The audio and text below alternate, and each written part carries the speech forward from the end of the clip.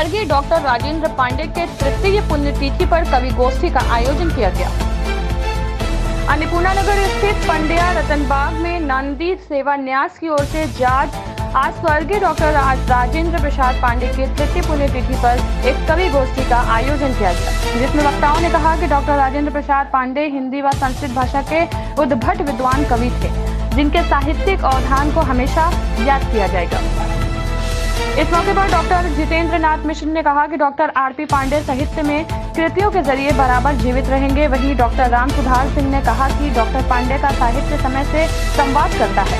Doctor Pandey की रचनाएं हमें आंदोलित करती हैं। इस अवसर पर डॉक्टर चंद्रकला त्रिपाठी ने डॉक्टर पांडे को अपने समय का सशक्त रचनाकार बताया। कार्यक्रम की अध्यक्षता करते हुए पंडित हरिराम द्विवेदी ने डॉक्टर पांडे के प्रति काव्य अंजलि व्यक्त की।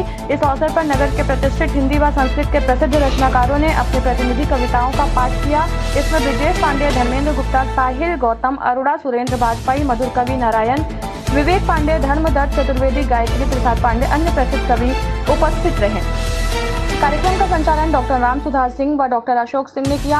आरंभ में लोगों का स्वागत नंदी सेवा न्यास के अध्यक्ष डॉक्टर शशिकला पांडे तथा आभार यशोरत्न पांडे ने व्यक्त किया। पिताजी का बहुत ज़्यादा कार्य वेदों पे रहा है, साहित्य पे रहा है और साहित्य में जो लोक नीतियाँ रही हैं उन पर रहा है।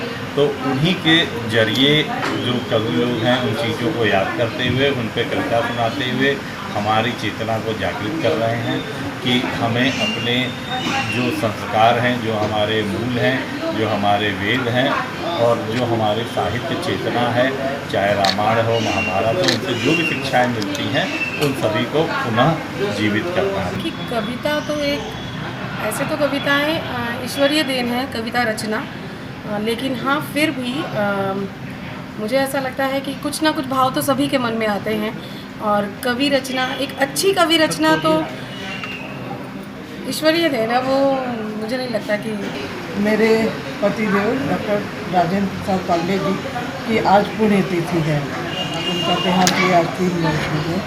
तो उनकी इच्छा रहती थी हमेशा कि कवि गोष्ठी की जाए और वो खुद भी जाते थे और स्वयं अपने घर में भी कई बार करवाया था उन्होंने।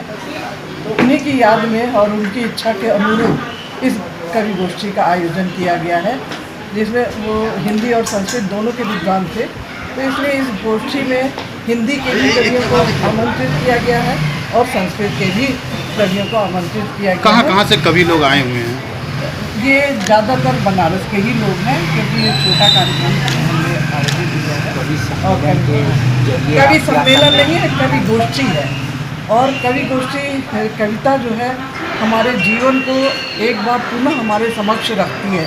जिन चीज़ों को रोज़मर्रा की चीज़ों को भी प्रायः रोज़ देखते देखते भूल जाते हैं, उन पर हमारा ध्यान ही नहीं जाता है, लेकिन कविता के माध्यम से जब वो चीज़ें हमारे सामने आती हैं तो हमारी एक बार फिर उस पर दृष्टि जाती है कि अरे यह भी रोज़ हो रहा है हमारे रोज के जीवन में, जिस पर हम ध्यान ही नहीं देते हैं।